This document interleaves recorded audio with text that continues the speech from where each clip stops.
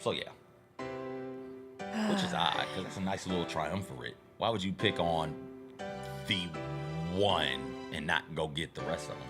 I don't know. What was the song today? The song today was one of my favorite songs to sing, and it's called Another Life from the Bridges of Madison County musical, music and lyrics by Jason Robert Brown. And I've been in a big Jason Robert Brown phase because the last 5 years is back on Broadway right now with Nick Jonas, getting horrible reviews. But shout out Adrian Warren for saving it. But yeah, it's a beautifully written song, Another Life. It's not going anywhere. I've never even seen Bridges of Madison County. The movie or the musical. Oh, you never seen the musical and it's on there? Yeah. Okay.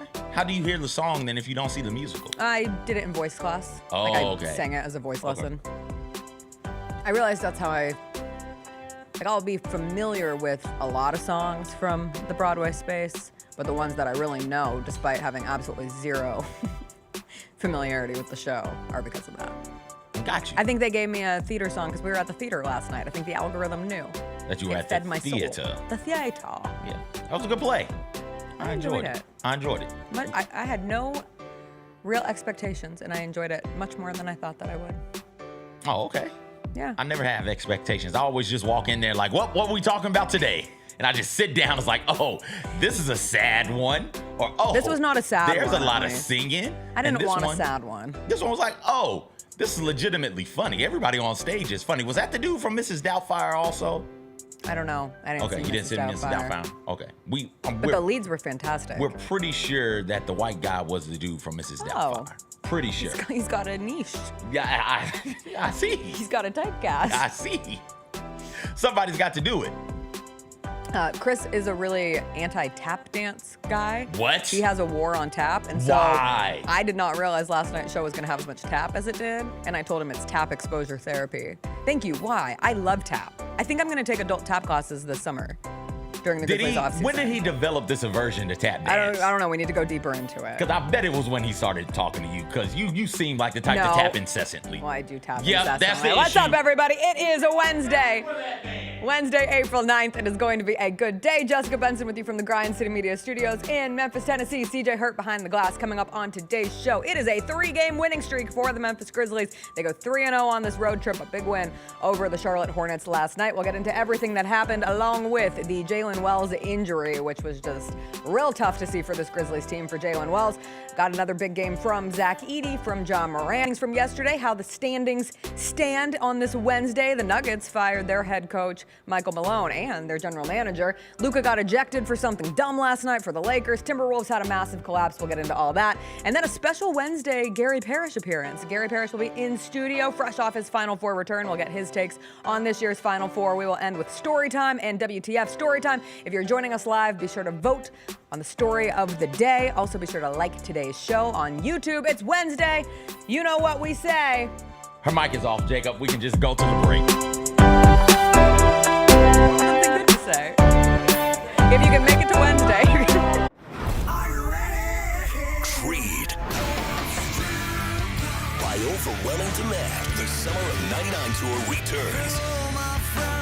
July 27th, FedEx Forum. With special guests 3 doors down. And Mammoth WVH. Tickets on sale now at livenation.com. Creed returns, the Summer of '99 tour.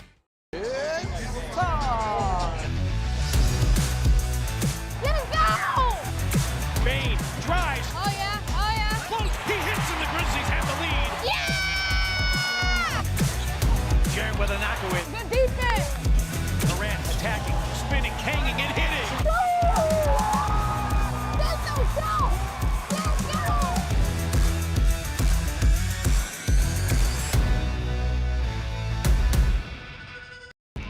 When it's all on the line, you turn to the strong, the stable, the unwavering. To those with a history of raising their performance to meet the moment. It's true in basketball. It's true in banking. Grizzlies Checking from Pinnacle. Play hard. Bank easy. Open a Grizzlies checking account with at least $100 and a recurring direct deposit by August 31st. And you could receive a $200 direct deposit bonus into your account. Details at grizzliesbanking.com. Member FDIC. Thanks for showing up, Memphis. Nothing beats catching your Grizzlies IRL, and nobody knows that better than you. So next time you want to hit up a game, Ticketmaster's got your back with tickets to every upcoming matchup. Whether you're catching the Grizzlies at home or on the road, you'll find tickets at Ticketmaster, the official ticket marketplace of the Memphis Grizzlies and the NBA. Keep putting that jersey collection to use and get Grizzlies tickets today. There's no better brag than saying you saw it live. See you courtside again soon, Memphis. Tony was the defensive guy, but Zebo was the offensive guy. So you could speak to this. It's way worse when you're getting doubled, right? You got triple. I had went through that for when I was in Portland. You had me on the team. You got triple. You hear me, Rose? You can't talk about those. You got to talk about triples. You got triple team. This man was scoring on 3 dudes. Swing, TA. The Chris Vernon Show, live on weekdays at noon on YouTube at Grind City Media and the official Grind City Media app. I see people who look like me and were born probably in the same decade as me, watching all of these young people jump into the transfer portal and saying it's ridiculous. You got to stop thinking about this like it's a normal college experience. It is not. You know what the priority is? Maximize your earning potential for every year of eligibility you have left. That's what this is about now. These are jobs. The Gary Parrish Show, live on weekdays at 10 a.m. on YouTube at Grind City Media and the official Grind City Media app.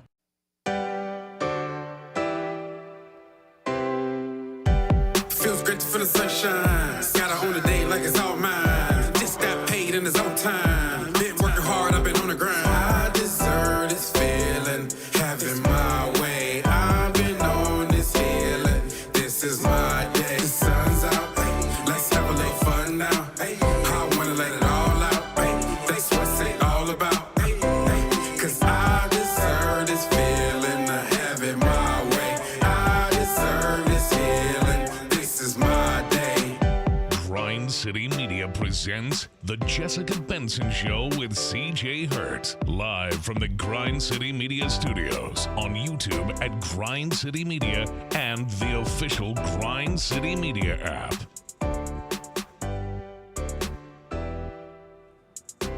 What's up, everybody? Happy Wednesday to you. Busy show ahead. Gary Parrish is going to join us in studio. A rare GP appearance. We'll catch up with D'Angelo Williams next week. But we start with the Grizzlies doing what they needed to do last night, and that was take care of business against the Charlotte Hornets. A 124-100 win over the Hornets, who have won just 19 games this season. Another explosive night for Ja Morant. Another big game for the Big Maple, Zach Edey. But we got to start with, I think, the biggest thing to come out of that game, and that is Jaylen Wells. I watched almost the entire first half of this game live. I had to go back and watch the second half on replay because I had theater tickets last night to the Orpheum. Some Like It Hot. CJ and I will give our full review on it probably tomorrow, but I really do recommend seeing this one. It was a great show, had a wonderful night. But anyway, watched the first half in my living room, and I went out the door with about 2 minutes left in the first half. And I think the Grizzlies were up 14-15, and I audibly said two things as I walked out the door to my husband. And the first was, if we come out of this show and I don't see that the Grizzlies beat this poor, sorry Hornets team by at least 15, I'm going to be highly disappointed. And two is I really hope nobody gets hurt in this game.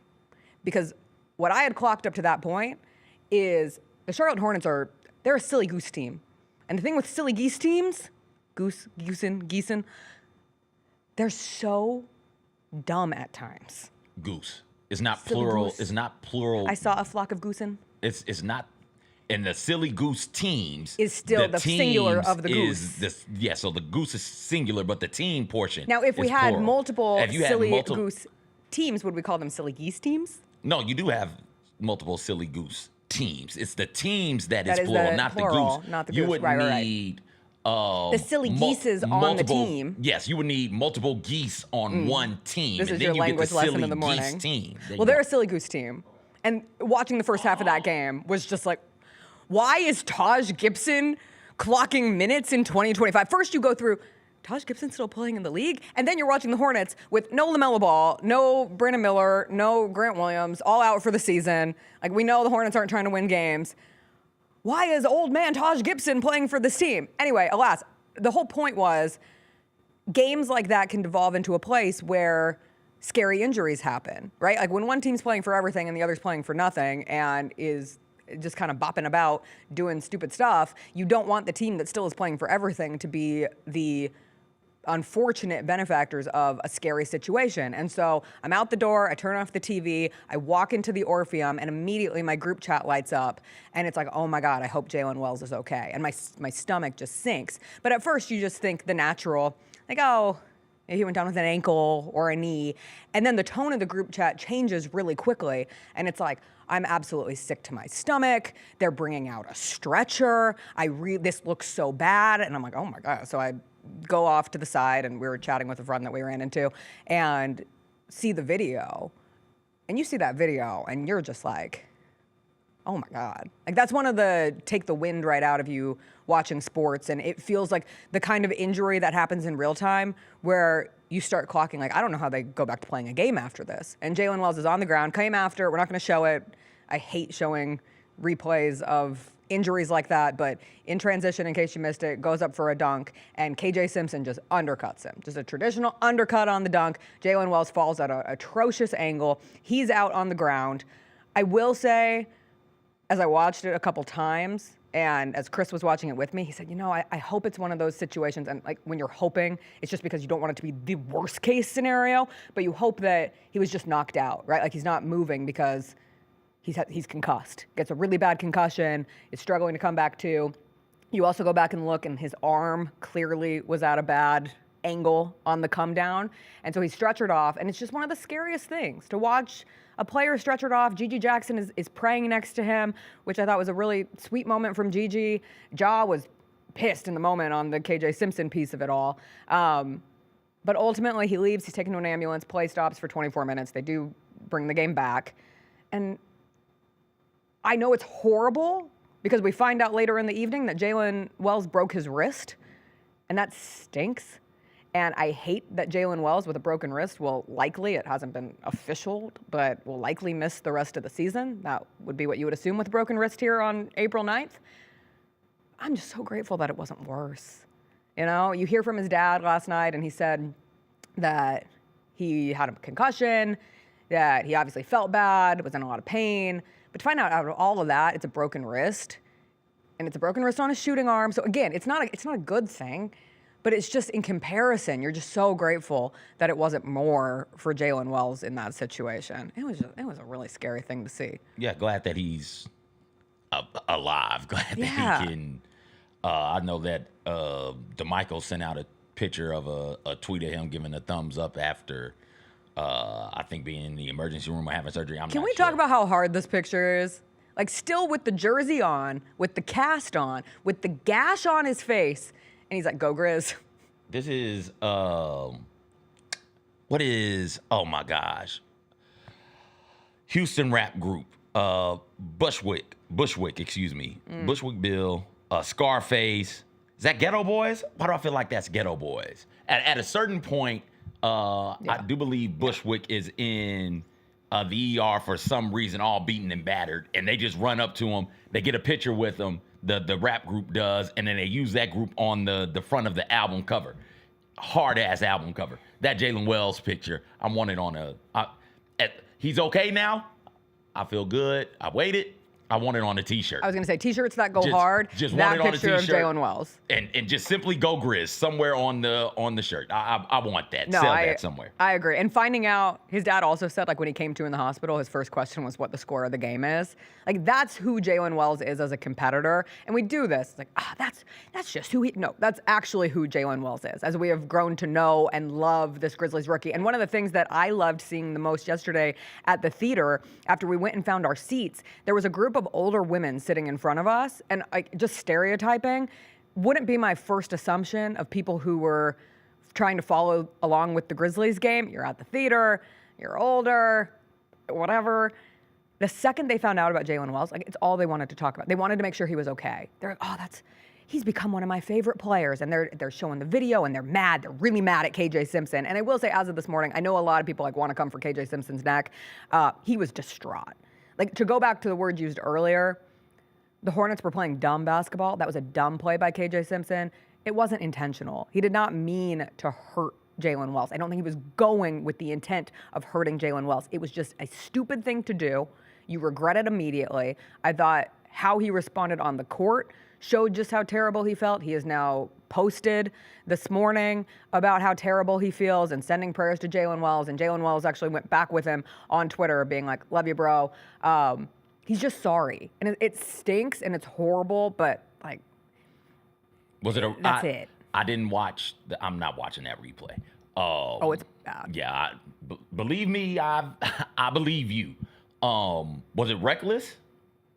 Yeah. Did somebody get severely injured? Yeah, and he got ejected from the game. Should be suspended the rest of the season. And to start next season also. You can't allow those types of things to I do agree with. I do agree there has to be more of an actual if action. Even if it's an accident and the person is really, really sorry, you got to be in the business of protecting players. And if somebody's out there doing reckless things, you don't want it to become a habit. You don't want other people to look around and say, oh, right? Like there are dudes in this league not rap tight.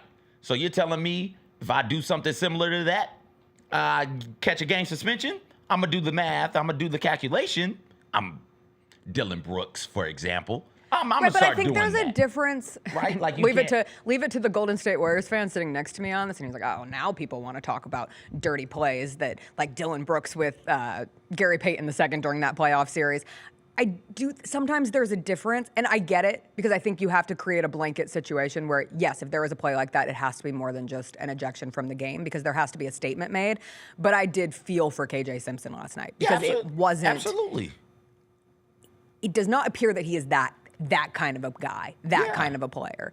They knew each other, too. They were two Pac-12 guys, because KJ Simpson played at Colorado. I feel for people who get behind the wheel drunk and end up committing I don't feel for the people who get behind the wheel drunk. manslaughter. I feel for people who have genuine accidents. I think they're good people. But don't you think there's a difference between a person who gets behind the wheel drunk for vehicular manslaughter, how you feel about that person, and the punishment? And that's how it works. Like, that is a higher punishment than somebody who gets into an accident and it is truly an accident. And it's careless. And sometimes it's not.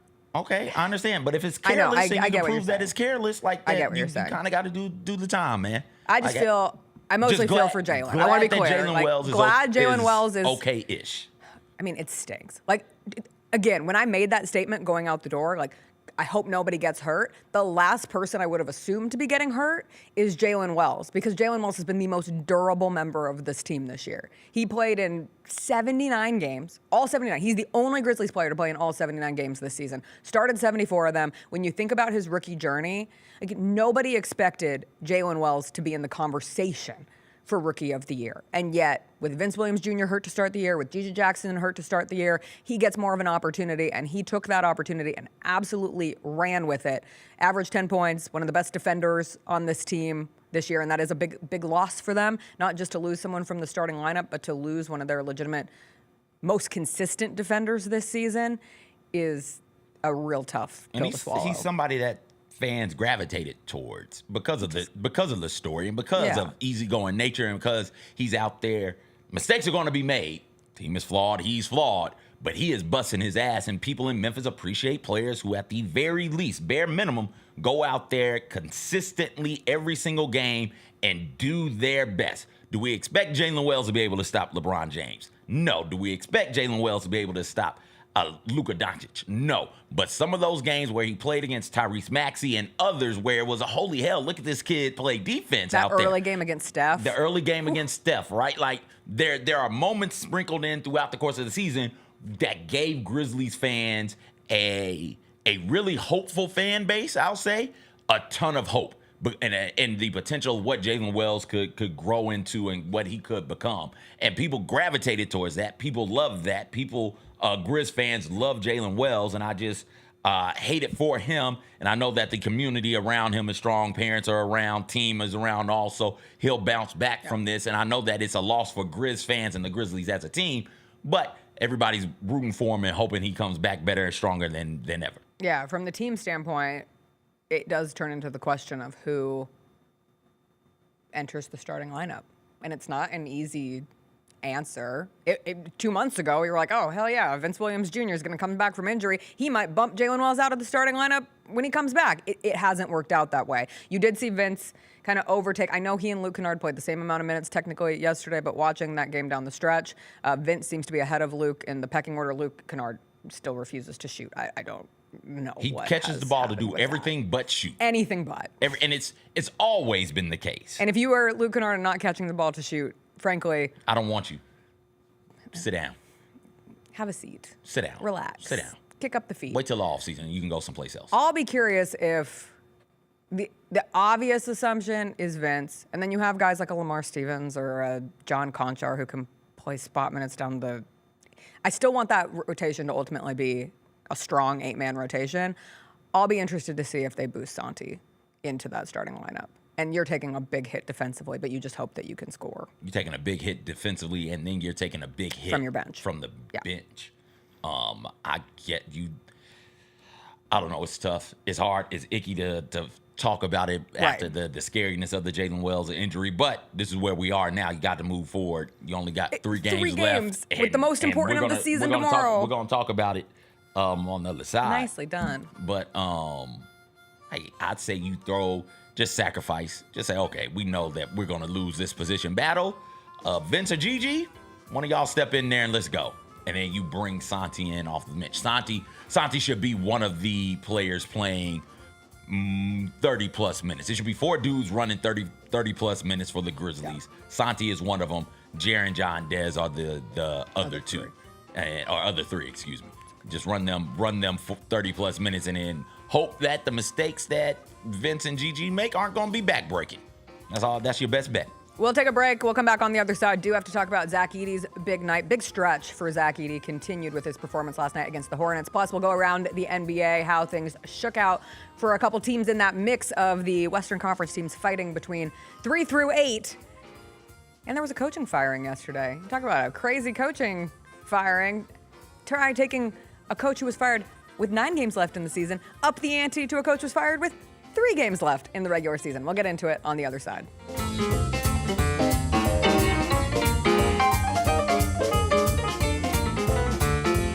Touched on this earlier, the panel here about, what really has been the mainstay of the Grizzlies, and that's Jaren Jackson Jr. Trip has just been awesome. He's posting guys up. He's stronger than he's ever been. He's physical, and he's scoring all type of ways. Hey, Grizzlies fans, be sure to tune in to Grizz Beat, where the panel and I break down all things Grizzlies and take a look at the rest of the NBA as well. The show is live every Wednesday, 2 p.m. on YouTube at Grind City Media and the official Grind City Media app. Can't wait. It's time to get it popping. It's going to be crazy. The fans are going to be loud. We need just energy. We're going to need, the form rocking. We're going to need, everybody in Memphis to be out there and come to support. When the fans are good, we're good. Simple as that. A Bane 3, yes sir! Desmond Bane with ice water in his veins. We'll ride the energy together. Kroger shoppers and Grizz fans, one exclusive last-minute discounted ticket deals takes it straight to you during the Grizzlies 2024-2025 season. Sign up with the new Kroger Buzzer Beater deal. Fans can sign up by texting Grizz to 636-479 or visit your local Kroger store in the Delta Division and scan the QR code. By signing up, you agree to receive recurring automated promotional and personalized marketing text messages from the Memphis Grizzlies. Consent is not a condition of any purchase. Message frequency varies. Message and data rates may apply. Shinedown. Dance Kid Dance Tour. Live in Memphis. FedEx Forum, Saturday, August 30th. With special guests, Bush and Morgan Wade. Get tickets now at livenation.com. Shinedown, live in concert. For more, visit shinedown.com. Grizzlies fans, dunks, dimes, and no-looks are great on TV, but nothing compares to catching them IRL. And that starts with buying tickets at Ticketmaster, the official ticket marketplace of the Memphis Grizzlies and the NBA. Ticketmaster gets you to the game so you can catch every highlight in person. From seeing your favorite Grizzlies stars up close to hearing the squeak of the sneakers on the hardwood. Put that jersey collection to use and get tickets at Ticketmaster. There's no better brag than saying you saw it live. See you courtside, Memphis. The new issue of Slam, the cover dropped, and it is our friend Jaren Jackson Jr. on the cover. And shout out to you, Lane. Yeah. You kept. Well, I mean, we knew about it, but you kept this a secret the whole time. So shout out to you for I wrote putting this story. together. We did the photo shoot a couple weeks ago here on a Sunday afternoon in the practice court. The Sneak Fest show, live Tuesdays at 2 p.m. on Grind City Media on X, YouTube, and the official Grind City Media mobile app. Debo traded from San Francisco to the Commanders for a 5th round pick. There's no other sport where you would get a player of his ilk for a 5th round pick. Over under total yards for Debo. If they set it at 1,000, you think he hits that over? Total yards? Total yards from scrimmage, total yards. Yes. Okay. Yes. The Odds Couple, live at 2 p.m. on YouTube at Grind City Media and the official Grind City Media app.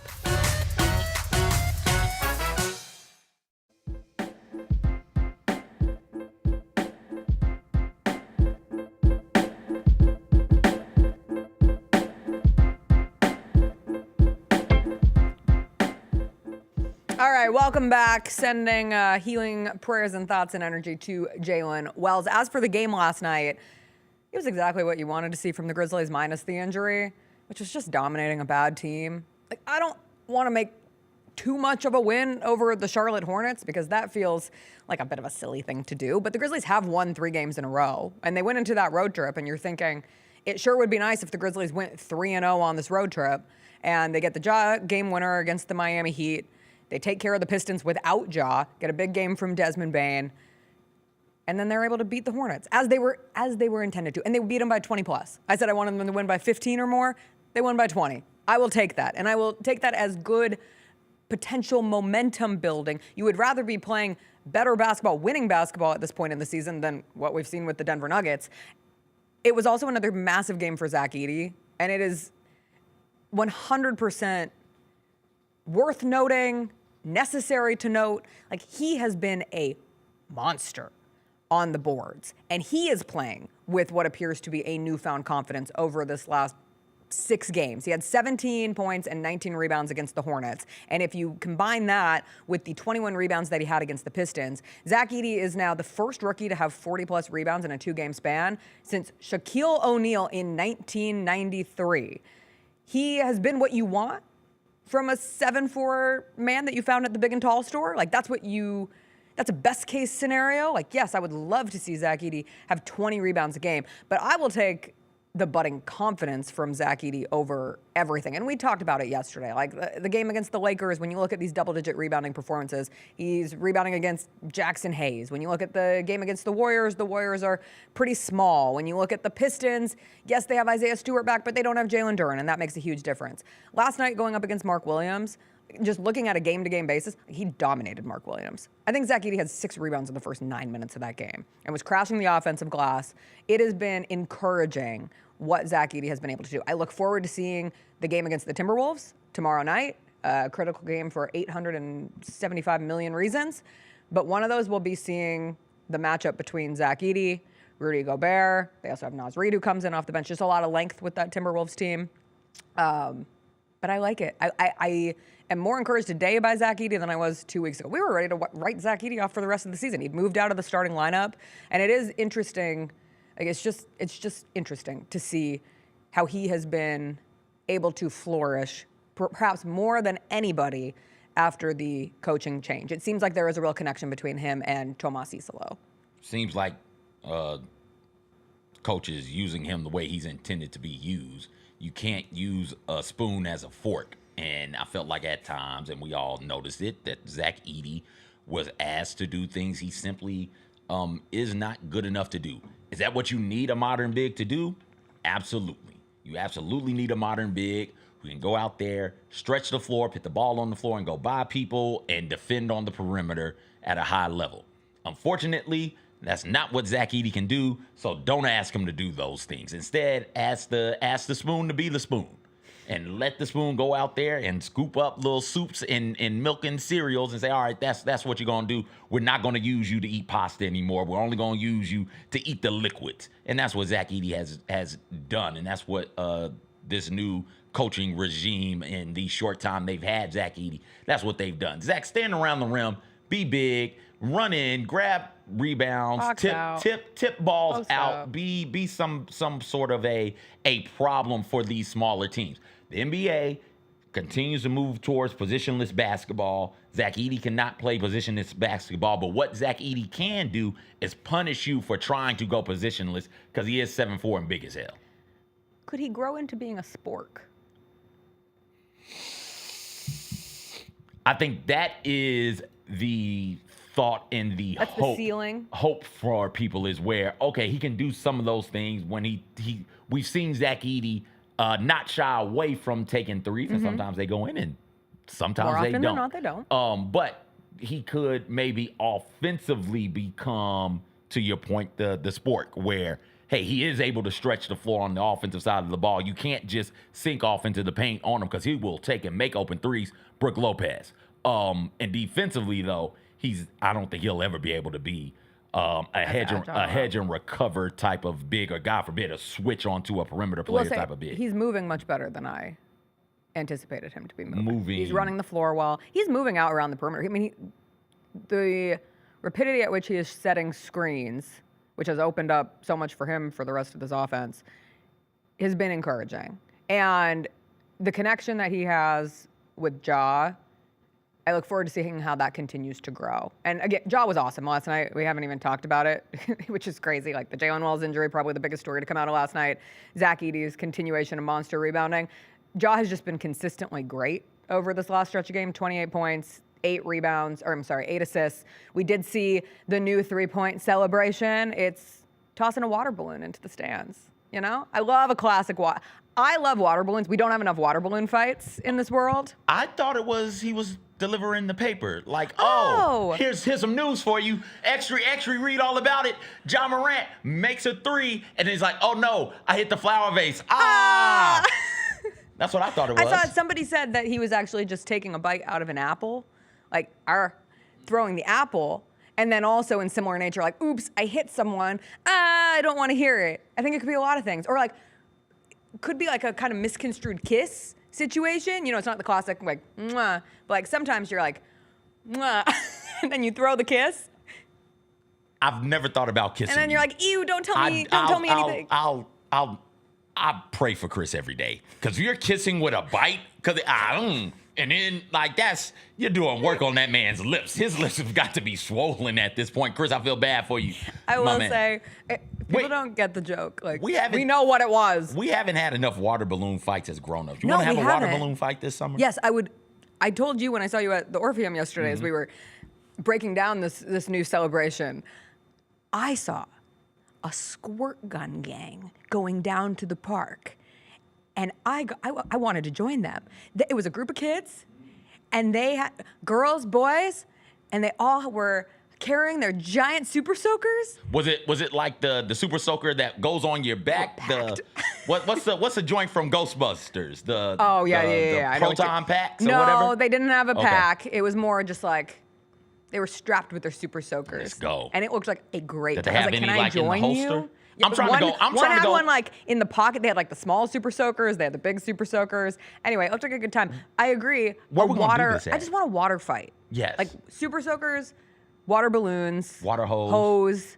So we got to do it at somebody's house. Buckets. When we're using a hose. You can't bring water bottles to a water fight. That was always a rule in school because they hurt. The plastic hurts. Who's throwing water bottles? The dumb boys in school. The whole point is for people to get wet. If you're throwing the water, I guess you're taking the top off of the water bottle? Please look at the chat for people who think we actually think that it's a Well, no. They know it's absolutely a water balloon fight. Then Doyle says that they have water balloon super soaker fights in the Doyle backyard all summer. We have been invited. Is it big enough? Because I've got another friend who we've been talking about trying to do a water balloon fight. How big can this get, Bennett? Can we also get a slip and slide?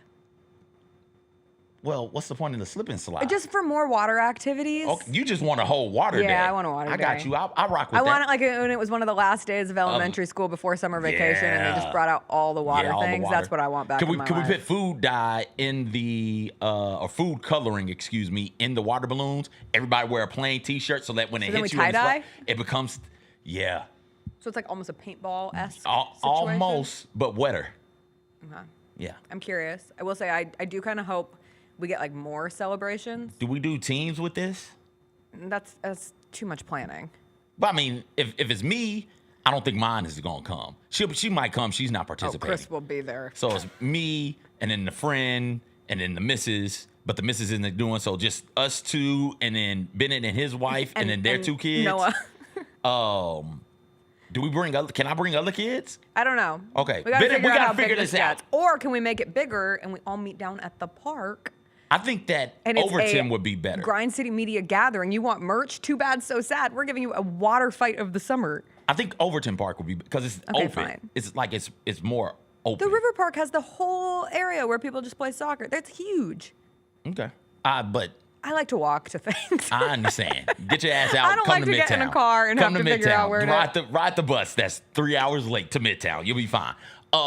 Then the issue is, how do we get all of the water? Because when you run out of water, you're just out of water if you're out and about, right? So you don't have the hose, and you probably don't have the super soaker. We got things to work through, people. But then, maybe Ja come and throw the water balloon at us. You're cordially invited. Ja, come do your water Call balloon 12. situation with us. We could have a great time. I do kind of want like a karate kick to be next, just if we're throwing things out there. Because if he's taking suggestions from the internet, like a lot of people suggested the water balloon celebration, I would love like a little like, ah. That's not a weapon though. He seems to be hell bent on using tell that weapons. to my heel. Tell that to the force from my leg. Jessica, you'll break your Achilles again.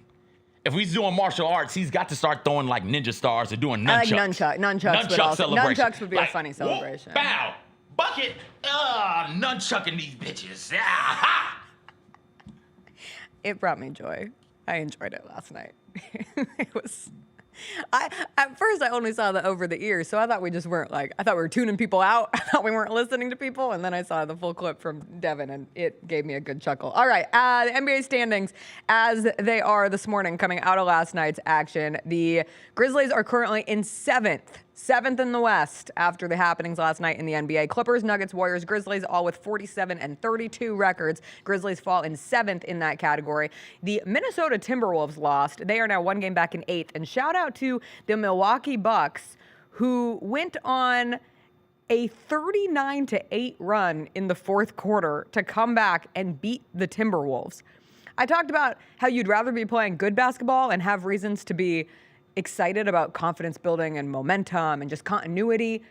Watching your team give up a 49-8 run is like the opposite of that. So the Timberwolves fall a game back.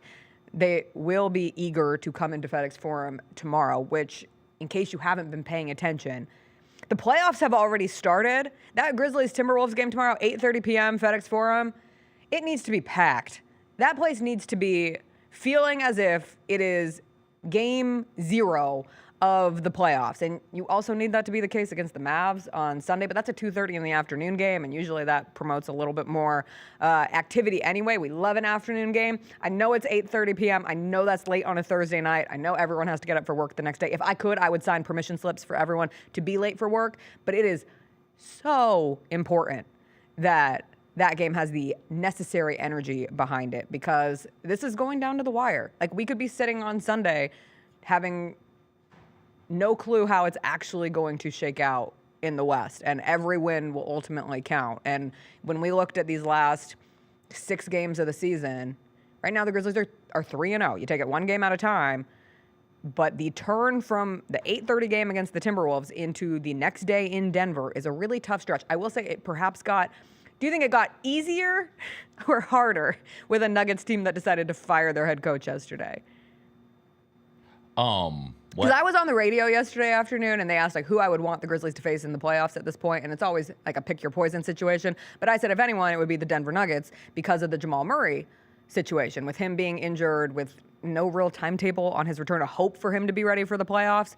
And so the Nuggets without Jamal Murray have struggled. The Nuggets have struggled over this stretch where they've lost 4 in a row. I know they have greatest player in the world, Nikola Jokic, but things felt to be worse for the Nuggets than other teams fighting for those positionings in the West. Then they went and fired Michael Malone, and I was like, okay, I think I feel more confident in that. You get it now? Did I take you off guard? You were in the chat. I know you didn't hear anything I said. Full it's okay. disclosure. I'm trying to plan this water balloon fight. I got you. We could, theoretically speaking, reload at the Mississippi River. Just send the children down there. Somebody hold on to their ankles. No, we don't mess around. We so don't they mess could, around with the Mississippi. Okay. Well, then we can go to Shelby Farms then and refill in the lake, and that adds the added element. Don't fight in the pasture. We go to one of the little trails, and there are bunches of lakes off over there in the woods, and we do a wood fight. No. Yes, get into the woods and you take cover behind trees, Also, cover yourselves in leaves. Because being wet in the woods sounds like mosquito bite hell. Ticks also. Yeah, I have no interest in that. But I want to be out in the open. You're gonna get bit on the river. It's Memphis in the summertime. You're gonna get bit everywhere. I got my first mosquito bite over the weekend. Oh, I was so mad about it. I was trying to explain to a cousin of mine who's in the Baltimore area. It's like, listen, mosquitoes down. I've gotten mosquito bites on my legs, and I've been wearing jeans, right? Like they bite you through the jeans. I don't know what type of mutant ass mosquitoes we've got, but we've got to do something about that. Shot 4 of the last 6 NBA champions. I saw this. And 4 of the last 6 NBA championship winning coaches are no longer where they won the championship at. We're gonna say no longer with us. They're no longer with somebody. Nurse won with the Raptors. Not there. He's with the 76ers. Vogel with the Lakers. Gone. I'm not. Is he on the Suns staff? I'm not sure where Vogel is right now. Coach Bud gone from the Bucks and Stuck now in purgatory with the Suns. And now Mike Malone is that fourth coach who's now without a job. Isn't coaching at the professional level and coaching at high level college also. It's so unforgiving. We don't give a damn about that championship you won 3 years ago. We might care the year after. We'll let it slide for some of the second year, but that third year, you got to get the hell up out of here. And the Nuggets seem to not just be falling apart on the court, but there were some issues with how the team was being constructed, with the general manager opting to go with younger players over going into the going into the tax to keep Brown or to keep a Caldwell Pope on the roster. There was some tension and some friction about how much Russell Westbrook should be playing as well, according to reports. I don't know this. I read it somewhere. I'm not in Denver. I'm not paying them attention, but I read some articles, and that's what they're saying. They're saying Mike Malone and the general manager, who's also being fired, never talked. That's what was crazy. It was like when you see it happen. One, yes, it is genuinely surprising for a team that sits in 4th place to fire their coach with 3 games left in the regular season, just as it was genuinely surprising for a team that was also in the mix in the Western Conference to fire their coach with 9 games left in the regular season. But similarly to if you were here in Memphis, you were like, I'm surprised just because of the nature of the firing, but I'm not surprised, That was the same sentiment in Denver. Like, wow, I'm surprised that this just happened. I'm not surprised because I thought it was going to happen. I'm surprised at the timing, not the event itself. But the fact that they also fired Calvin Booth, that's where I was like stunned, because I had assumed that Booth had finally won the war against Michael Malone, because they don't get along, notoriously. And they do differ on their opinions on running with the younger guys and Michael Malone's commitment to older players, veteran players, also a commitment to guys who were on that championship winning team. And then you look at the front office and you're like, okay, you let Bruce Brown walk. You let KCP walk. Like, what did you expect to happen? If you don't put the pieces around the best player in the world, it doesn't matter that you have the best player in the world. I think that the NBA made a bunch of rules changes in the cap structure. I don't want to go into the second apron. For stuff like this to happen. And this is a rousing success for the implementation of the things that they implemented with the second apron and the luxury tax and all of those types of things.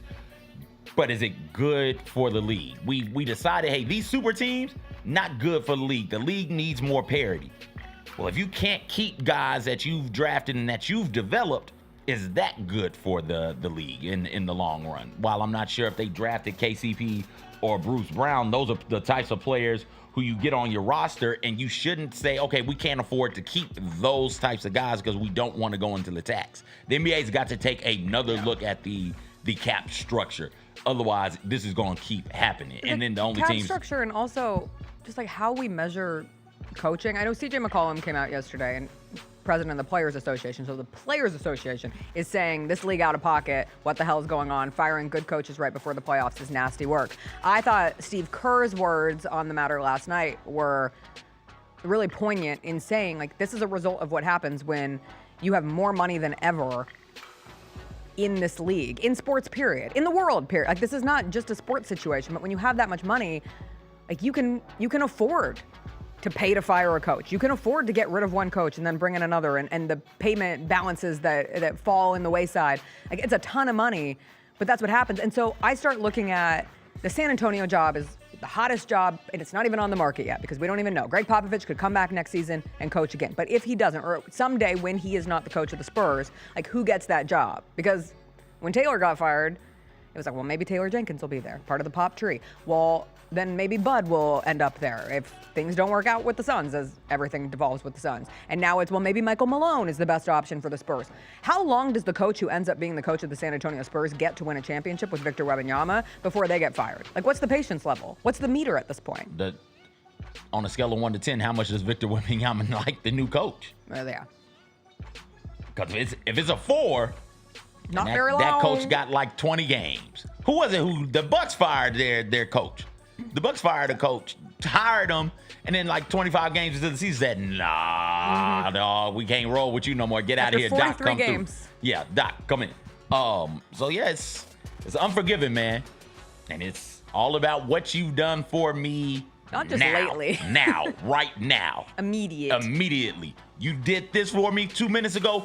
Great. What about right now, this second? What have you done? And if your stars don't rock with you, and if you aren't producing at a championship level every single second of every single day, goodbye job. All right. We will go back to the NBA a little bit later in WTF. I'll throw the Luka ejection from last night in there. Also worth noting, the Rockets did clinch the 2 seed in the West yesterday with the Lakers lost to the Oklahoma City Thunder. We have to take a break, though, because when we come back, Gary Parrish is going to join us in studio. He is back from San Antonio, all his Final Four duties. We'll catch up with GP about the national champions, the Florida Gators, and everything from the tournament when we come back.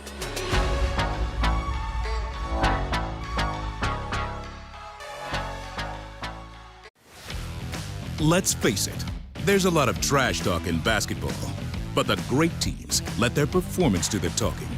Like Ford F-150 with Pro Power on board, a class-exclusive industry-first feature that turns your truck into a mobile generator and leaves the competition speechless. Ford F-150, official truck of the Grizzlies. Greatness starts here at your Mid-South Ford dealer. Class is full-size pickups under 8,500 pounds, GVWR. Kroger shoppers and Grizz fans, one exclusive last-minute discounted ticket deals takes it straight to you during the Grizzlies 2024-2025 season. Sign Kroger buzzer beater deal. Fans can sign up by texting Grizz to 636-479 or visit your local Kroger store in the Delta Division and scan the QR code. By signing up, you agree to receive recurring automated promotional and personalized marketing text messages from the Memphis Grizzlies. Consent is not a condition of any purchase. Message frequency varies. Message and data rates may apply. Anticipate each challenge. Make a quick response. Capitalize on every opportunity. And win. Greatness won't wait. It's true in basketball. It's true in banking. Grizzlies checking from Pinnacle. Play hard. Bank easy. Open a Grizzlies checking account with at least $100 and a recurring direct deposit by August 31st. And you could receive a $200 direct deposit bonus into your account. Details at grizzliesbanking.com. Member FDIC. Thanks for showing up, Memphis. Nothing beats catching your Grizzlies IRL, and nobody knows that better than you. So next time you want to hit up a game, Ticketmaster's got your back with tickets to every upcoming matchup. Whether you're catching the Grizzlies at home or on the road, you'll find tickets at Ticketmaster, the official ticket marketplace of the Memphis Grizzlies and the NBA. Keep putting that jersey collection to use and get Grizzlies tickets today. There's no better brag than saying you saw it live. See you courtside again soon, Memphis. Tony was the defensive guy, but Zebo was the offensive guy. So you could speak to this. It's way worse when you're getting doubled, Yeah, right? you got triple. I had went through that for it when I was in Portland. You had me on the team. You got triple. You hear me, Rose? You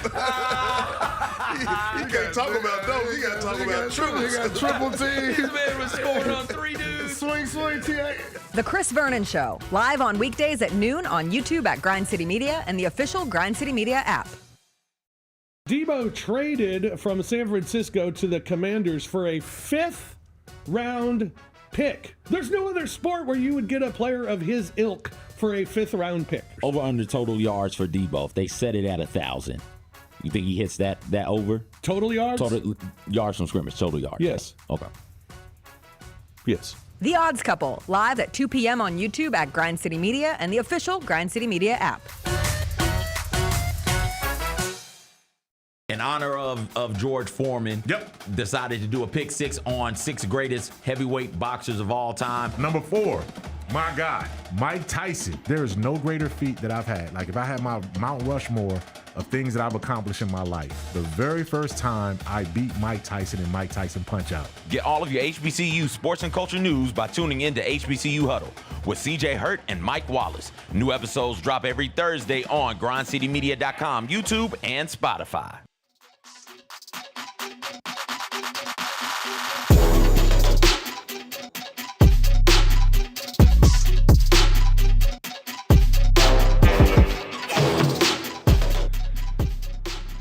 Oh, that's Gary Parrish. Look at He's me. in studio. He's here. We just wanted to jump to you really quick.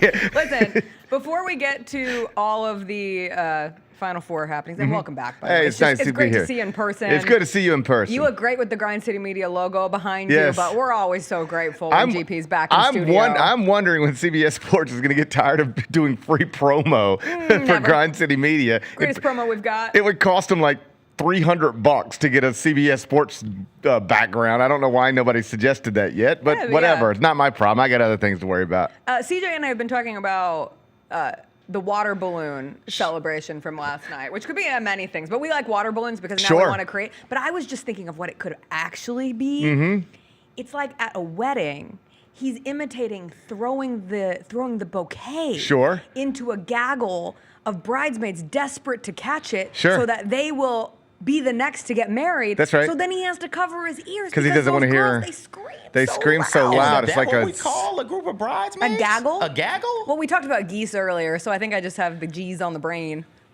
I'm Don't a G. you call it a gaggle? Gary's a G. See?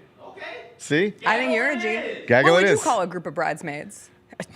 I know what I would. I'm not going to say the first thing that came to my mind. I got some words. I was in maybe the most functioning group of bridesmaids that I've ever been in, where it was like just a genuine, like no drama, low intensity. Sure. I've been in some intense groups of bridesmaids over the years, Yeah. but this was a chill one, so I appreciated that. I'd call them well, they didn't even do a bouquet toss. That's how Okay. chill they were. Okay. But no one's chill on that. Do you bouquet toss. believe that means anything? Like when people catch it, the No. suggestion is that it means something, but it doesn't mean anything. So what are we doing? Exactly. What are we doing? Like what are we doing? It's tradition. Why do we do half the things we do at weddings?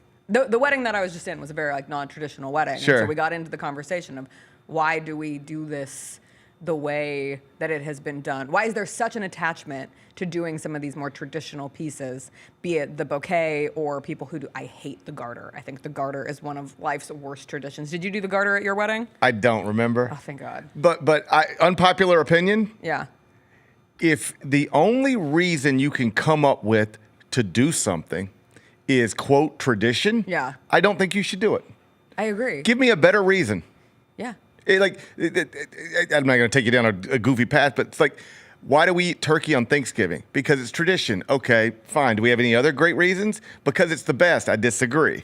So we're all eating an inferior bird. Don't we're all eating an inferior. CJ We're all loves turkey. eating. He's a We're all, turkey with all stan. due respect, CJ, we're all eating an inferior bird on Thanksgiving for really no other reason than tradition. I push back on that. I'd rather have steak. I would always rather have steak, but I enjoy that I'm forced to eat turkey once a year. Think about how backwards that is. I enjoy that I'm forced to eat something I really don't want to eat. But I Think do about want that. to eat Think it. about what you just said. It's kind of like I don't want to eat Taco Bell multiple times a year, but I do. like once Multiple a year, times a day. Once a year, I will be overcome with a desire to get a Doritos Locos Taco. I might have that desire today. And then I'll get it. Yeah. And it's not, I don't need it, Right. but I do enjoy the act of getting it. Just like I don't need turkey, but I do enjoy eating the turkey. Name once a year. 365 days in a year. I think that's right. Yeah.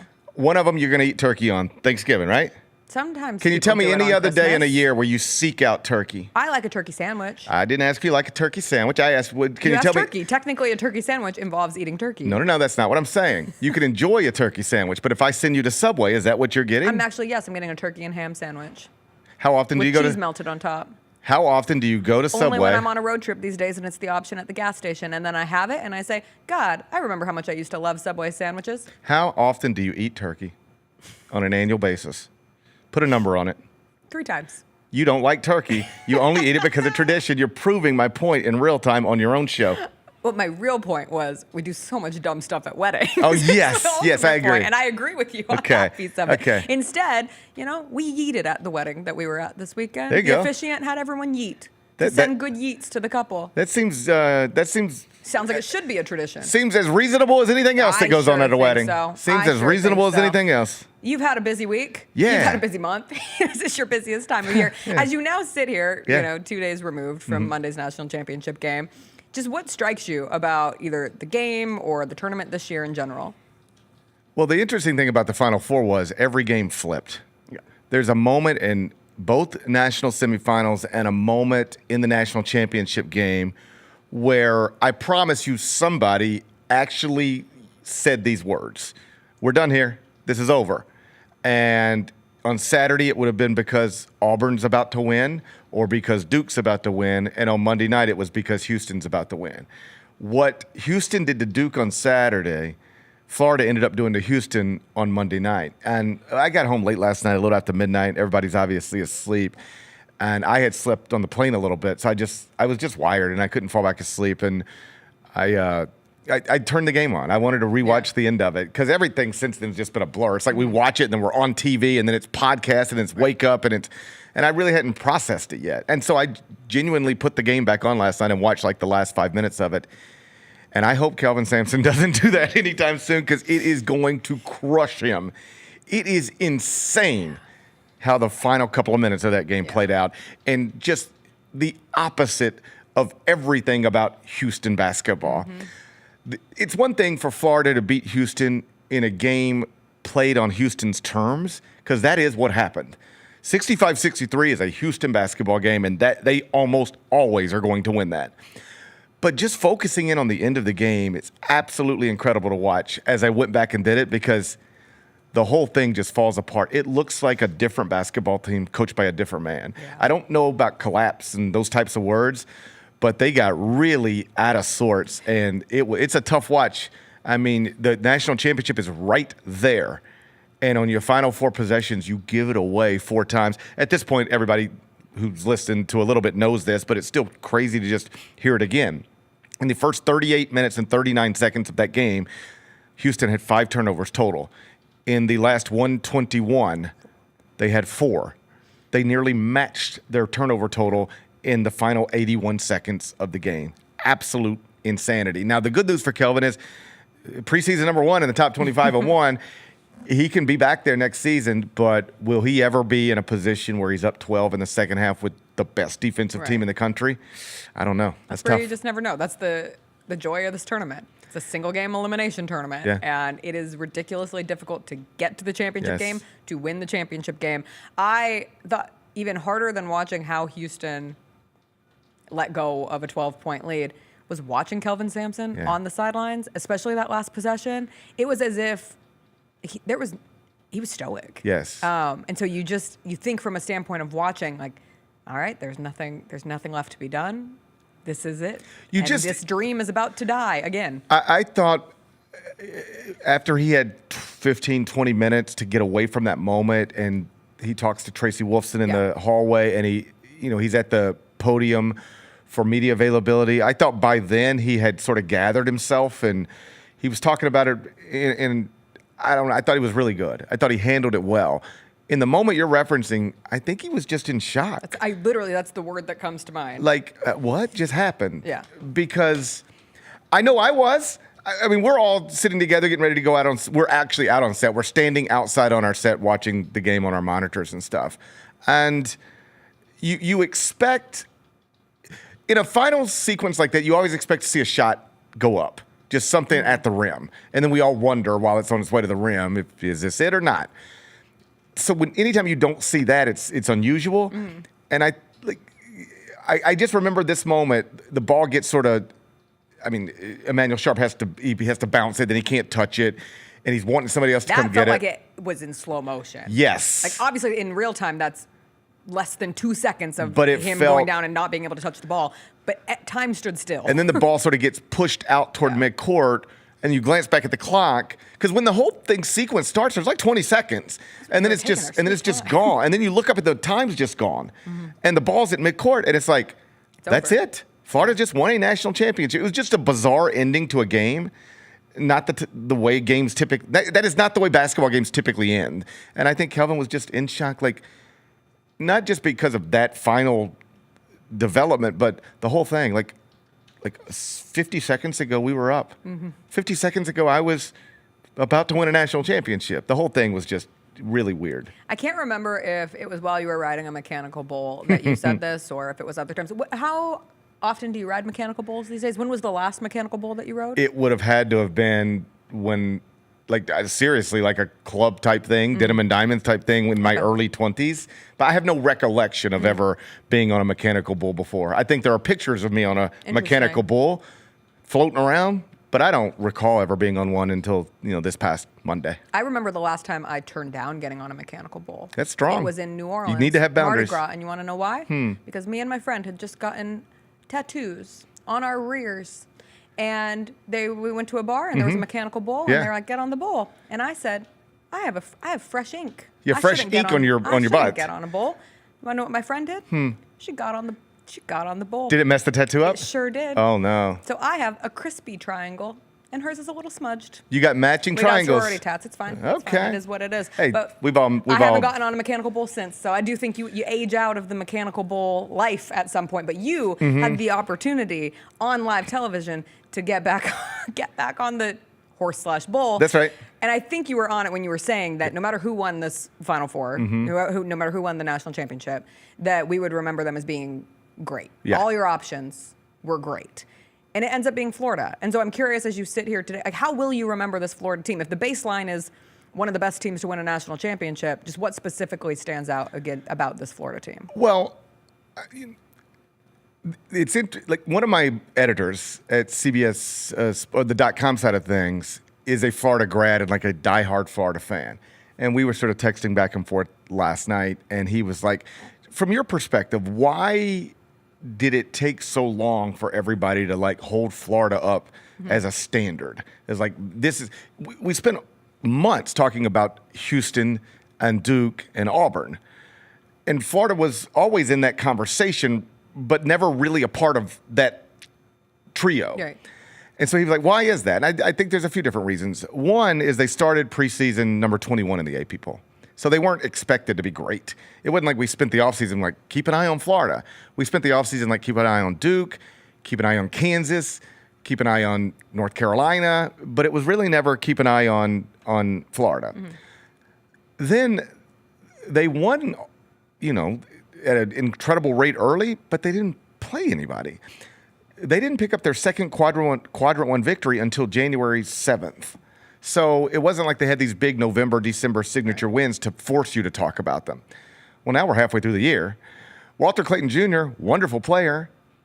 When's the last time you think most people watching us, when's the first time you think most people watching us right now like actually became aware of who that was?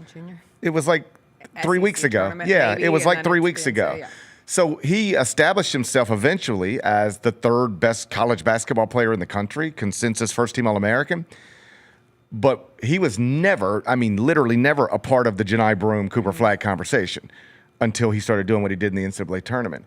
And then I think Todd Golden's Title IX investigation played a role in it. Not everybody is comfortable celebrating a basketball team coached by a man who multiple women have accused of some very serious allegations. It is important to point out there was a Title IX investigation. It was concluded, and according to the University of Florida, they found no evidence of Title IX violations.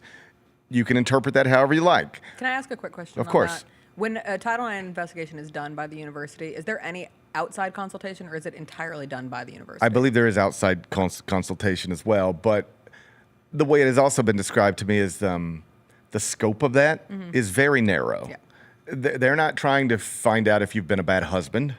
They're not trying to find out if you've been a variety of things that could cause you problems in your personal life. Trying to figure out if you broke a law. They're trying to figure out if you violated a very specific thing, and they said there's no evidence of that. They didn't say he didn't. They said there's no evidence that they could find that he did. Either way, I think we don't have to lie to each other. Not everybody was comfortable with, and Florida's amazing. What a great job by Todd Golden. And it's like, yeah, I mean, yeah. Can I be honest? Okay, Like, right. From a woman perspective, I was asked about this yesterday. Yeah. How do you feel about Florida winning? And it's an interesting one. I was built to root against the SEC. Like that goes into my blood, my genes.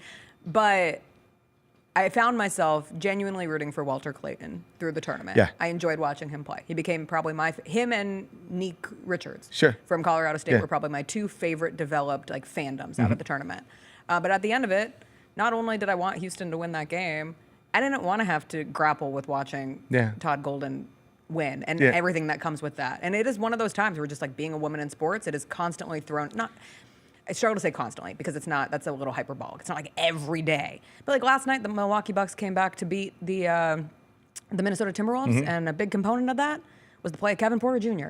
That feels gross. I'm watching Grizzlies Hornets. Who am I watching? Watching Miles Bridges. Right.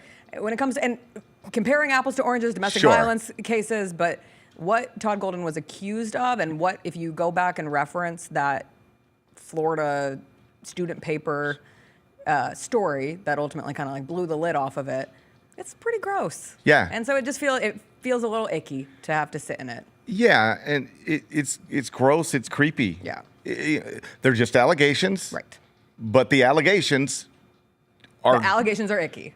Yes, undeniably. And it's not just, oh, he might not have been the most faithful husband. That's not what this is. This is a level wildly beyond that. Allegations of stalking both online and that trickled into in person. That's right.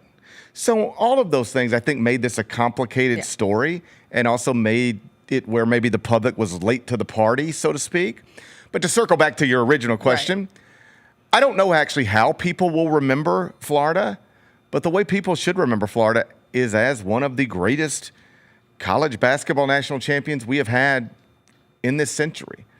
And when I said that on television, and because I was on a mechanical bull, holding onto it with my left hand. So you were on the bull when you said that, right? Yes, Okay. shooting basketballs with my right hand, spinning around, trying to talk to Brent Stover with a producer also in my ear. There's a lot going on.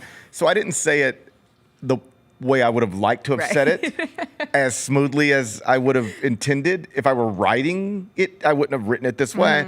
But the sentiment was there. Nobody debates whether last season's UConn team was awesome. They ran through the NCAA tournament. They finished 37-3. If I say, what'd you think of UConn last season? You go, that team was amazing. One of the greatest champions we've seen in a while. Florida ended up, this Florida team, with a higher net ranking at KenPom than that Connecticut team. What I'm trying to tell you is if you put that Connecticut team with those 4 NBA draft picks on a neutral court against this Florida team, what KenPom suggests is that this Florida team would be a slight favorite over that Connecticut team. So if you don't look at this Florida team as one of the greatest national champions in modern history, you're just ignoring all of the data. They might not have a top 5 pick on their team. They might not have won their conference because they didn't. Auburn did. But they ended up 36-4 with a higher net rating than last season's UConn team, one of the highest net ratings in the history of the KenPom database that goes back to 1996, 97, and that 36-4 record comes with them playing in what it was quite literally the toughest conference in the history of college basketball. I don't know if people will remember it that way, but that's what we just watched. When were you last in Memphis? The Wednesday before the Final Four. I guess I would have done the show here and then flew to San Antonio. Okay, so Yeah. you were back for a day. A day. 'Cause Yeah. I was going to ask if you had been back since the coaching change from the Grizzlies. I don't know if you know this. The Grizzlies have won 3 games in a row, Gary. We're on a streak. I'm aware of the winning streak. I'm aware of the coaching change. I haven't spent much time boots on the ground in Memphis, but I do try to keep up with the headlines. Okay, well, the headline would be the Grizzlies beat the Charlotte Hornets. No, the headline is the Grizzlies lost Jaylen Wells, which is terrible. Yeah. It's a horrible thing to see for a multiple of reasons. Jaylen Wells, It was scary, first yeah. and foremost. It was horrifying to watch what happened. Stinks that he broke his wrist. Encouraged that it wasn't worse than a wrist break, but still, you're looking at a It's rookie still, and I heard you earlier say, they had nothing official, but Yeah. it's He's got done to for the season. It has to be. Like, Yeah. I broke my. I've seen people say, "Oh, he's young, he can bounce back." I'm like, I broke my wrist Broken in 3rd bones are grade, and I was broken still out bones. for at least a month and a half. So a broken bone is a broken bone. I'll let the Grizzlies announce it on Yes, their own CJ. terms, but I'd be surprised to see them play basketball again this season. Is this the same broken wrist you went to Disney World on? No, that was my broken middle finger. Okay, there we go. Broken wrist was a skate park injury trying to impress a boy in my Tony Hawk Pro Skater days, and I was on my blades. Sure. And I didn't have wrist guards on, and I went off this jump, and I thought it was just like a straight slope, but it was a curved slope, so you have to like go in and under, and I just went flying off of it, and fell, broke my wrist, cried, didn't want to cry in front of the boy that I was trying to impress. Girls, we learned from an early age. My dad takes me off to the side. He's like, "Are you okay? You want to keep blading?" And I was like, "No, I think I'm really hurt. I think I need to go to the hospital." And he goes, "No, you're fine. You're fine." Takes me home. I'm home for hours. At this point, like, my wrist does not look okay. Right. And finally, my mom convinces my dad that I probably need to go to the hospital. I fractured my growth plate. That wrist I had a full arm cast for a broken wrist. I also had a full arm cast for a broken finger, so I don't go half-ass on my I have a bone very breaks. similar story. Like Really? I'm around the age of 12. There's like a dirt. Like they'd built like a dirt. It was a place where we'd all go ride bikes. Yeah. And I had sort of grown out of the bike riding stage, but my younger brother and all his friends were still riding bikes. And there was like you go down this big hill, and then there was like another hill that served as sort of like a ramp, and everybody was scared to do it. And I was like, I'll do it. It's no, like you little, I was probably calling them words. And I said, I'll do it. And I grab somebody's bike, and I go down this hill. And as I'm going down the hill, it occurs to me in real time, this next ramp is too steep. This is not good. So I go to hit the brakes, no brakes. Oh. And what I should have done is just jump off of the bike, just jump off. But I was like, I guess I'm going to try to do this. And I jumped and flew over like this, landed, boom. These two bones completely snapped and flipped. I was in an arm cast, same type of thing. I remember my dad, like my brother ran and got my dad, and because I was like, a few 100 yards probably away from the house, and they were like, I think he's hurt, and my dad was like, yes, his arm's broken. It was just dangling.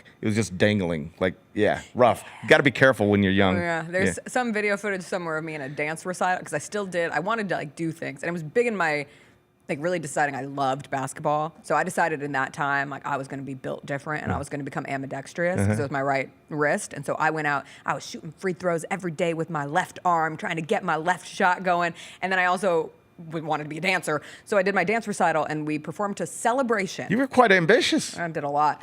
Only child, trying to fill the time, didn't have siblings.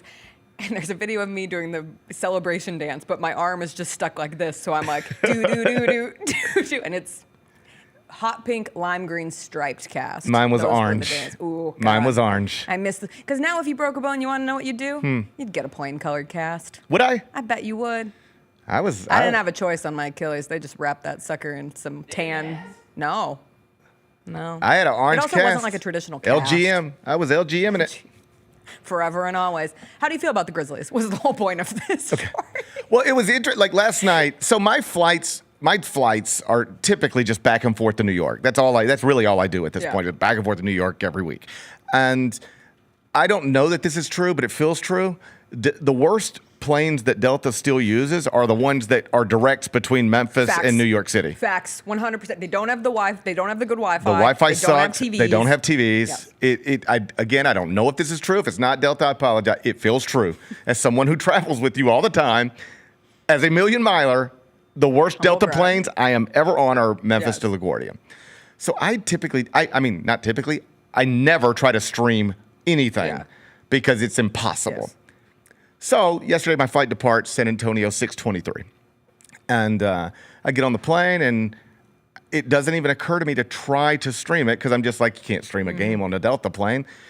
But there was a gentleman in front of me and he had introduced himself. You know, they said, listen to the show, watch the show, all that stuff. And so we had sort of talked briefly and he was just doing his own thing and I'm doing my own thing now. And at some point he turns around and peeks in between the seats and he goes, did you see Jaylen? And I'm like, what? I'm like in my own world. I'm like, what? And he's like, Jaylen Wells. I'm like, what happened? He said, they're carrying him out on a stretcher. I said, what? He was streaming the game because he knew this flight had the most amazing Wi-Fi ever. So then I start streaming it and it's like, my God, he's not getting up and he's not really moving. And it was very scary. You're exactly right. If you'd have told me this time yesterday, Jaylen Wells is going to break his wrist tonight, I'd say, oh my God. That is the worst thing that could have happened out of that Grizzlies game. Given what we watched, I don't want to say this is the best thing that could have happened, but put everything on the table, all the possibilities as he's lying on that court, the way he was lying on that court. If you tell me we can get out of this with a broken wrist, let's just get out of it with a broken wrist then. Yeah, it was scary. All right, GP. All right, JP. It's good to see ya. It's good to see you. We'll see you again on the Gary Parrish Show coming up at 10 a.m. It sounds like you're struggling to get to this commercial. I sure am. We're going to take a break. We're going to come back. We're going to do story time. I stayed up. I got home from the theater last night, and Chris made me watch Warriors Suns. I was like, at some point, I go, can you turn it down? The Warriors are up 30. Kevin Durant stopped playing. Like, we get it. Anyway, big night in our household with the Grizzlies and the Warriors both getting wins in the Western Conference race. We'll take a break. We'll come back. Story time. Your vote matters. Ooh, it was a close vote. Still some time to sway it. Share the lotto winnings or else as 27% of the vote. That looks like what we'll be doing. On the other side, we'll do some WTF stories. Get out of here on this Wednesday when we come back.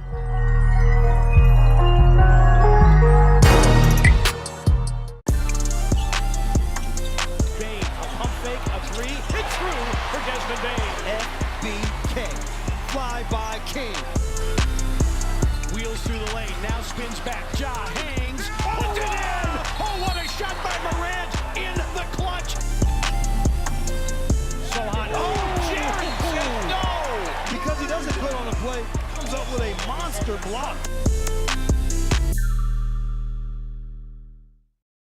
Grammy, Academy, and Golden Globe award-winning superstar, Mary J. Blige, live in Memphis. The For My Fans Tour, live at FedEx Forum Saturday, April 19th, with special guests Neo and Mario. Get tickets now at livenation.com. The iconic Mary J. Blige for one night only. Sonic Radio. Welcome back to Sonic RNDIO. That spells radio with me, the CIO. This just in, the new Sonic $1.99 menu lets you build a crave-worthy meal for just $1.99 an item. Whether that's a creamy shake, crispy tots, or a quarter-pound double cheeseburger. This just out. Ostriches. They're mean, not very cute, and in my opinion, way too big for a bird. Don't miss the Sonic Fun 99 menu. 5 items, always $1.99. Live free, eat Sonic. Tax not included. See menu for details. Thanks for showing up, Memphis. Nothing compares to catching your Grizzlies IRL. And that all starts with buying tickets at Ticketmaster, the official ticket marketplace of the Memphis Grizzlies and the NBA. Ticketmaster gets you to the game so you can catch every highlight. Put that jersey collection to use for the next game and get Grizzlies tickets at Ticketmaster. Whether they're here at FedEx Forum or on the road, Ticketmaster's got your back when it comes to scoring tickets. And there's no better brag than saying you saw it live. I never in a million years would have ever thought that John Cena's final run would be as a heel. I love it. I love it. Once they saw this from The Rock, they knew it. Everybody knew it except for Cody, which was so good. Great camera work by And then the WWE. kick. I don't think WWE gets enough credit for the camera work and the production quality. I mean, it is incredible. Tune in to Grind City Wrestling weekly on the Grind City Media app and on the Grind City Media YouTube channel. Grizz Nation gets set for tip-off 1 hour before every Grizzlies home game with the warm-up show. Get the latest news, notes, and analysis live from courtside at FedEx Forum. Who's going to be the tougher team that rebounds and prevents second-chance opportunities? Join me, Lang Whitaker, along with Michael Wallace, Jessica Benson, and other personalities from Grind City Media, Memphis, and around the NBA. 1 hour before every home game, live at Grind City Media on X, YouTube, and the official Grind City Media mobile app.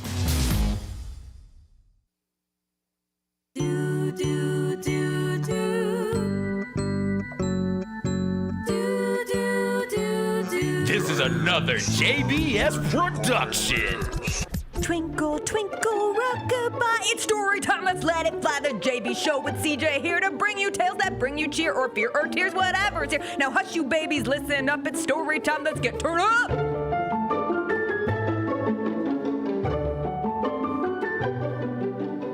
Am I the a-hole for telling my wife we either share our lotto winnings or we separate and I get half anyway?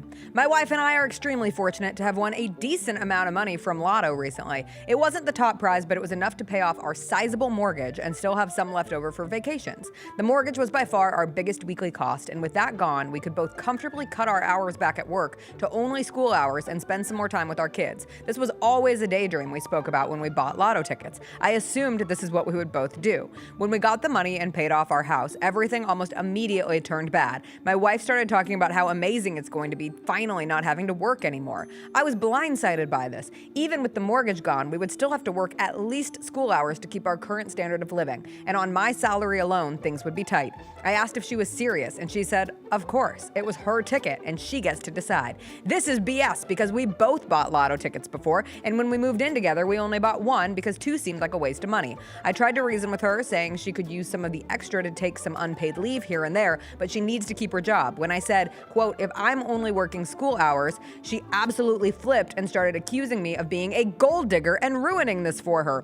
How she deserved it after working so much of her life, etc. I asked her for a pause because I was honestly afraid. She's never been like this before. The next few days we tried to have this conversation again, but she didn't budge an inch. And when she said, well, it doesn't matter now because I'm putting in my notice at work, I lost it and told her I'm not going through with this. If she's not going to share the winnings, which is under both of our names, I'll divorce her and get half through the house, and therefore half the winnings anyway. This started another screaming match where she continued to call me a gold digger. I'm absolutely exhausted and lost. I feel like my wife has been replaced by an imposter. I would have preferred not winning if I knew this was going to happen. Money changes you. Money changes you. She very clearly doesn't know what a gold digger is. Yeah. Because you guys got married before she came across money, which I'm curious, what's your lottery plan? Oh, ours is a share. Share. Okay. It would go into our now nicely created joint bank account. We won't have to Venmo each other half of the winnings. We do share a bank account now. So in this situation, so all of the money goes into the shared? Yes. Y'all not gonna like, no. All right, 60% goes to the shared. No, we would you put get it all this in percent, the shared. you get this. We'd put it all in the shared. Okay. So in this situation, you're still working and he's still working? Oh, One yes. of you's Our not plan taking is off? if and when, let's manifest here, we win the lottery. We just recently bought lottery tickets and we lost them. Tough. But when we win the lottery, we will continue moving about as if nothing has changed. No, at least for a couple years. Okay. While you get situated, you figure out a plan. You don't make any impulsive decisions. You figure out what your financials really look like. That's gonna be hard to do. I think it'd be fun. I think living your current life and just knowing you have a nest egg that you didn't have before winning the lottery. Y'all start spending money. Of course, you're going to spend some money, but you have to challenge yourself to be fiscally responsible. We're in a recession, damn it. You're getting a new car. He's getting a new car. Well, I don't know. Not right now. Those aren't. You won the lottery. I don't care. Okay. You hit for 500. You can take the girl out of the limited bank account, but you can't. You hit for 500 million. You're buying a whole out. bunch of stuff immediately. I'm buying clothes. Immediately. I'm buying a nice purse. Immediately. Yeah. I'm buying real diamond earrings. Plural on the earrings. Yeah. A car would probably be the first Immediate. first thing that we did, because we both have, at this point, older cars. Yeah, immediately, that's What would be the first thing you buy? Like, not the excessive thing. That's how we always play this game. Like, what would be the craziest thing you buy? What would be the very first thing you buy? A celebratory meal, and I mean this Like with a everything. really nice meal. A meal that I will enjoy and that I think is really nice. A chili cheese coney meal from Sonic. I'm going to go to Sonic and probably spend like $100 on food. Okay. Just wilding I out. respect that. Just to make myself happy. Feed the fat ass child that I am. And then after that, figure it out from there. Yeah, I guess I'd get a venti Starbucks. I never get a venti. Oh. Not because I don't want that much coffee, but because it seems like a luxury. It's so expensive. Like a grande is $7 at this point. I'm just getting the biggest coffee imaginable. But yeah, a car would be my first. Anyway, back to this. They've got problems. They've got deep problems. Yeah. Because she's finna leave you. She seems crazy. She's finna leave you. She seems selfish in a way that you might not have been aware of because you guys hadn't had anything like this kind of money? pop up. Also, I'm assuming they both work in schools. Well, Based on how this is written? I think when they say school time, like when the kids are away at school, they can go away to work, and then they pick the kids up from school, and then everybody's home together. That's my assumption. Okay. And listen, man, I can see doing it either School way. hours, I can see doing it either way. But if she's on the I paid for this ticket, this is mine train, then you can either say, okay, cool, if that's how we're gonna do it, I'm buying this and this is mine, and then that leads to people butting heads, or you do the thing, just get divorced and be out. I don't think you're the a-hole here. I think that she is being selfish, and some would argue rightfully so. Rightfully so. I think if we did it, a percentage would go something into it, because this is what we do with our taxes. We take some of them, if we get a refund, and we thankfully got a refund this year, we take some of that money and say, hey, these are the bills we want to get a hit on, and boom, immediately get a hit on it. And here's some money for you, and here's some money for me, right? And that's how we make it work. So if we hit the lottery, it was absolutely be, hey, here is, I don't know, 500 million, right? That's my dream, 500 million. Oh my gosh. So we hit for 500 million. Hey, we'll put 200 after taxes. It'll be what, like 350 or something like that? Great. 250 is here for us to do the things that we need to do as a couple. You get 50 mil, I get 50 mil, knock yourself out, buy all the purses you want. I'm gonna buy all the chili cheese dog pizzas that I want. Oh, I'm doing fat ass stuff. Oh my gosh. Chili cheese dog coney. This is the most you on top of like a stuffed crust pizza. I'm going to town on it. You get like the nicest pizzas in town. You get the best. You could I like don't want nice. I want the pizzas I like. Okay. That's what I like. Shut up, Jacob. What is wrong with you? I hate this man What did down he here. say? He's yelling at me. Okay. He thinks that I have no taste, and I have great taste. Who You hates a have chili your- cheese you have coney your dog? taste. Who hates chili cheese conies? Taste is all subjective. But that's still good, Jacob. Hey, what do we you are mean? a Sonic supporting show. I love Sonic. We hadn't done a mailbag question in quite some time. We love you, Sonic. We'll get Okay. to a mailbag question right. this week. I pinky promise. I Okay. pinky promise. All right, let's do some WTF stories before we get out of here. Did you see that they brought back dire wolves? Why? The dire wolves are back. Why? Because we can. A biotech company says that it has bred 3 animals with key physical features of the direwolf, a species that has been extinct for more than 12,000 years. It is called Colossal Biosciences, and they say that they used a novel gene editing technology to alter gray wolf DNA that led to the birth of these direwolf pups. Direwolves have most recently been in our consciousness because they were in Game of Thrones, and it's one of those animals that pops up and you're like, this isn't real. Would be cool if it was. Now it is. They took DNA from a 13,000-year-old tooth and a 72,000-year-old skull and made healthy direwolf puppies. What's the point of this? I don't understand I agree. that. Right? Like, and what are you gonna do with these things? I mean, you're now that very they're- cute. Now that they I would like exist. to cuddle, Deb. Okay, what are you gonna do with them? Because if you're bringing things into existence just to have them exist in cages, that's no Now, life I will for a say, wild animal. I think it's interesting from a standpoint of animals that are on the brink of extinction. Could this technology help not lead towards the extinction of certain animals? No, because you're playing around with things you don't fully grasp and understand the long-term ramifications of. We've done these thought exercises all the way through. I thought we were all on the same page. You know what helps keep animals from going extinct? Major conservation efforts and things like that, where we all band together and say, hey, you know what?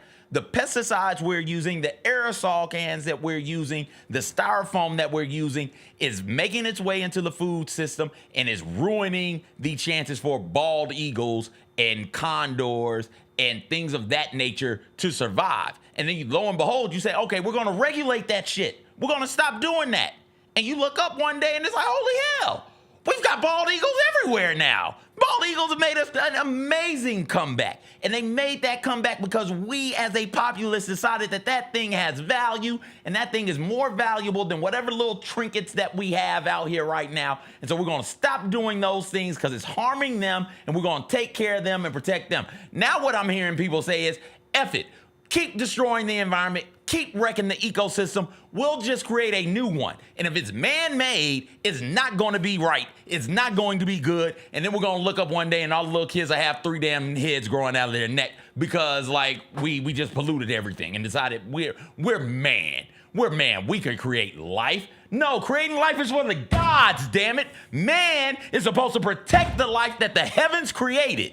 That's the way it's supposed to work. We do this in movies and TV shows all the time, and it never ends up going well. You know why? Because we know it's bad. We know deep in our hearts it's bad, but we just decided, F it. We don't want to protect this shit anymore. We want to wreck it to make money. Get out of here. Creating effing dire wolves and woolly mammoths for what? They're also trying to bring back the Tasmanian tiger, so don't leave that out of the equation. The time to save the Tasmanian tiger is long gone. That thing is gone now. That environment, that ecosystem has changed. You know what? If you want to protect the current wildlife, because current marsupials and reptiles and amphibians on the Australian continent are absolutely under threat, you want to protect those mother effers, let's do it. Let's do something about global warming. How about we band together and say, hey, you know what? Life on Earth has value, and it's very clearly that we are having some type of ecological impact on the weather. Let us do the things necessary to slow down climate change to the best of our ability. Let us do the things necessary to prevent invasive species from running wild in environments and ecosystems where they don't belong. Let us do those sorts of things. No, let's go ahead and create these damn creatures, and then when they take over the world, like Planet of the Apes, we'll be like, who saw it coming? Everybody saw it coming. We know what's coming. Gosh, science unchecked is dangerous, man. What is the point of this? What's the point of it? There is none. There is none other than saying we can. And at some point, we have to get to the place where just because we can doesn't mean we should. Think about the ethics. Think about the ethics. Icarus could. It's good. He did. He flew too close to and then what did Icarus do? He plummeted to his death. He died. That's what we're finna do. And we're just fine with it. We're just like, yeah, cool. Go ahead. No rules, no regulations. Just knock yourself out. Happening in the world. Do you want to eat the mutant animals? Because that's where we're going. No, I don't feel like eating the mutant animals. It's bad enough we got. I'm not going to be able to afford the real animals in like 2 weeks. Where's RFK at? Where's he at on all of this? Oh, they're so mad at RFK. It's bad enough that we got all these antibiotics and stuff floating about our food chain right now. Can you imagine what's going to happen when we decide, you know what? F it. Let's just clone a bunch of cows and eat them. Let's give the poor people clone cow meat to eat. Let's see what happens there. Can you imagine the health concerns and the health issues we're going to have eating the clone cows? Well, CJ, you have successfully filibustered to the end of this little show. And I appreciate it because that means we don't have to talk about Stephen A. Smith saying he really wants to run for president. Why are we even entertaining this? Can we talk about LeBron? Why are we... Fine, we'll talk about LeBron, but Jay Leno cruising the streets in a tank was pretty funny. Wait, You didn't watch the video? No, I thought it said cursing a tank. No. I was like, where's Jay Leno at cursing? Literally, because you know the whole thing with Jay Leno, he keeps having these facial injuries where the alleged reported allegations are that perhaps he owed some people money. Like, he's like, oops, I fell down the stairs, but like the injuries are pretty crazy. I don't keep up with Jay Leno. I didn't know that. Man, he's a gambling man, according to reports. Oh. But now he's been spotted literally driving a tank. Like, They're not gonna get me this time. He also loves cars. So it makes it could totally just be because he likes a car. Is it his tank? Is he leasing a I tank? don't know the specificities. He was just spotted on the streets of Los Angeles driving a tank. Can I see the tank? I didn't watch the Maybe we're video. not I don't supposed pay, to show it. I don't pay know. attention to it. Okay, watch this. Oh, this is a tank. It's a tank. Can you imagine if you saw Jay Leno in your neighborhood just cruising in a tank? It's a real tank. Yeah, that doesn't seem like that should be legal. Like that doesn't seem like that should be allowed. Okay, and But then shout let's out show to Leno. LeBron James, who is going to be. We don't have to show. No, we can. We can show. It's time to go.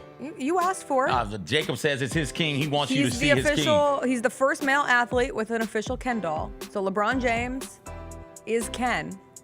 Ken only has a good day if Barbie's having a good day. I don't think that's the case for LeBron James, who has the man sack. That was not how that was supposed to come out. I meant the fanny pack. Just end the show. Goodbye, everybody. We'll talk to you tomorrow. We'll have Teresa Walker on. We'll have some other stuff to do. We're going to be drafting apocalypse stuff. It'll be all good. I love the headphones. It'll be a Grizzlies game day tomorrow. So everybody, come back and It's an holler at us. important day. It is an important day. Man sack. That's Oh, how we we forgot to talk about Luka. Whatever. Luka got a tech. Luka got a tech tonight. He plays in Dallas again. Okay. It's exciting. Yeah. I'll be watching. We'll see you tomorrow. Bye. Will he bring his man sack? I hope so. How many of those players have man sacks?